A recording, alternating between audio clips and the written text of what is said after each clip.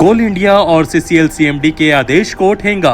बिजली संयंत्रों में हाहाकार, निजी कंपनियों के पौं 12। नॉन पावर सेक्टर को तय से अधिक दिया जा रहा है कोयला, देना है सिर्फ 1200 टन प्रतिदिन कोयला।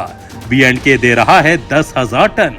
आदेश की उड़ रही धज्जियां, मिलीभगत से लाखों टन कोयले का हो रहा स्टॉक। नेता और बीएंडके के अफसरों की मिलीभगत से हो रहा बड़ा खेल। नेता और अधिकारियों के बीच 500 रुपए प्रति टन की दर से लेने की हो रही चर्चा। नमस्कार, आजाद सिपाही में आपका स्वागत है। मैं हूं राहुल सिंह। देश में बिजली के लिए हाहाकार मचा हुआ है। इसकी मुख्य वजह कोयला की कमी बताई जा रही है। इस कमी को पाटने के लिए हर स्तर पर प्रयास हो रहा है। 4 दिन पहले केंद्रीय कोयला मंत्री ने लोगों को आश्वस्त किया कि स्थिति पर लगातार नजर रखी जा रही है। संकट से निपटने के लिए तत्काल जरूरी कदम उठाए जा रहे हैं। केंद्र ने पैसेंजर ट्रेनों को रद्द कर कोयला ढोने के लिए मालगाड़ियों के फेरे को बढ़ाया। गृह मंत्री अमित शाह के आवास पर सोमवार को उच्च स्तरीय बैठक हुई। कोल इंडिया लिमिटेड ने ईसीएल, बीसीसीएल, सीसीएल समेत सभी को कोयला आवंटन को लेकर पत्र जारी किया। सीसीएल ने सभी संबंधित अधिकारियों को आवश्यक निर्देश दिए। इन सब के बीच अधिकारियों और निजी कंपनियों की मिलीभगत के बीच कोयले का खेल जारी है। उच्च अधिकारियों के आदेश को ठेंगा दिखाते हुए नॉन पावर सेक्टर को तय मात्रा से अधिक कोयला मिल रहा है। सूत्रों की माने तो ये कंपनियां खुलेआम लाखों टन कोयला स्टॉक करने के फेर में है, जिससे क्राइसिस के समय में लाभ उठाया जा सके। कोल इंडिया ने 17 मार्च को लिखा था पत्र। देश में गर्मी में बिजली की मांग बढ़ेगी। विद्युत उत्पादन संयंत्रों को अधिक कोयले की जरूरत होगी। मानसून के दौरान कोयले का उत्पादन कम होगा। स्टॉक को बढ़ाने की जरूरत होगी। बिजली उत्पादन केंद्र को कोयले की कमी नहीं हो, इन सभी बातों को कोल इंडिया ने पहले ही भांप लिया था। कोल इंडिया के चेयरमैन प्रमोद अग्रवाल ने 17 मार्च को इससे संबंधित पत्र जारी किया था। पत्र सेंट्रल कोलफील्ड लिमिटेड समेत तमाम कंपनियों ईसीएल, बीसीसीएल, एनसीएल, एसईसीएल आदि सभी को लिखा गया था।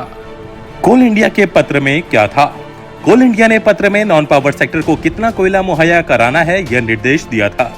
मार्च महीने में कोयले की मांग को देखते हुए पावर सेक्टर को किसी तरह की परेशानी नहीं हो, इसके लिए नॉन पावर सेक्टर को कितना कोयला देना है, इसकी योजना बताई गई। कोल कंपनियों को निर्देश दिया गया कि नॉन पावर सेक्टर को 275,000 टन से अधिक कोयला नहीं देना है। इसमें सीसीएल को नॉन पावर सेक्टर को 26,000 टन प्रतिदिन कोयले देने की अनुमति मिली। सीसीएल ने 21 मार्च को जारी किया आदेश। कोल इंडिया के पत्र के आधार पर सीसीएल के जीएम ने अरगड्डा, बरकासयाल, बीएंडके, डोरी, कथारा, कुज्जू, हजारीबाग, एनके, राजहारा, एमएंडएस, एएंडसी और पिपरवार के कोल उत्पादक क्षेत्र के एमडी को पत्र लिखा। इस पत्र में नॉन पावर सेक्टर के कोयला डिस्पैच की योजना बनाकर दिया गया था।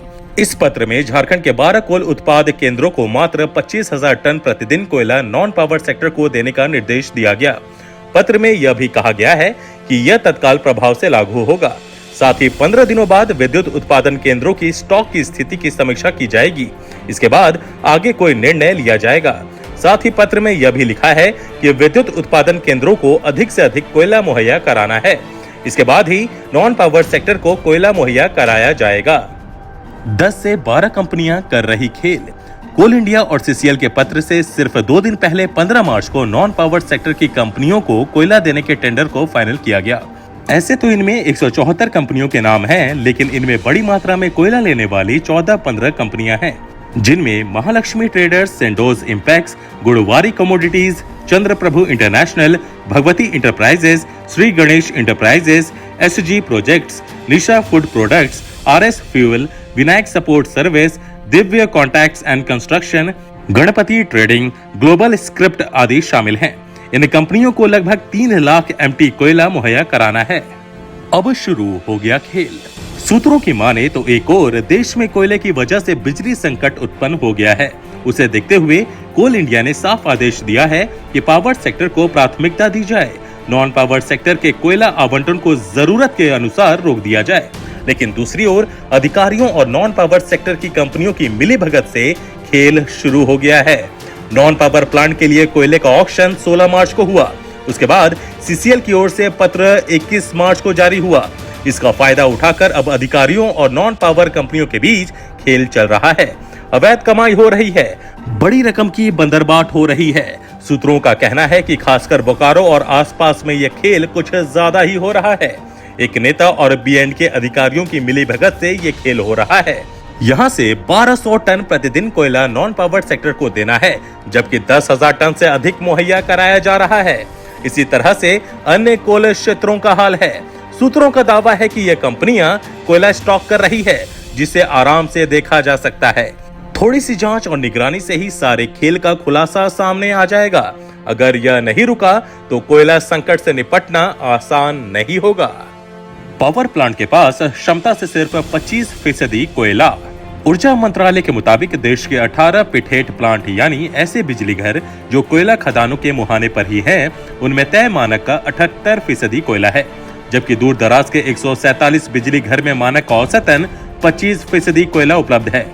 यदि इन बिजली घरों के पास कोयला स्टॉक तय मानक के मुताबिक 100% होता है तो पिठेट प्लांट 17 दिन और नॉन पिठेट प्लांट्स 26 दिन चल सकते हैं। देश के कुल 173 पावर प्लांट में से 106 प्लांट्स में कोयला 0 से लेकर 25% के बीच पहुंच गया है। दरअसल कोयला प्लांट बिजली उत्पादन को कोयले के स्टॉक के मुताबिक शेड्यूल करते हैं। स्टॉक पूरा हो तो उत्पादन भी पूरा होता है। पिछले दिनों बिजली संकट गहराने पर बिजली उत्पादन केंद्रों तक कोयला ले जाने वाली ट्रेनों को रास्ता देने के लिए रेलवे ने ट्रेनों के 670 फेरे रद्द कर दिए थे। आजाद सिपाही के इस बुलेटिन में बस इतना ही। देश विदेश की और भी अधिक जानकारी के लिए आप पढ़ते रहिए अपना लोकप्रिय दैनिक अखबार आजाद सिपाही। और हाँ, आप हमारे इस YouTube चैनल को जरूर सब्सक्राइब करें। धन्यवाद।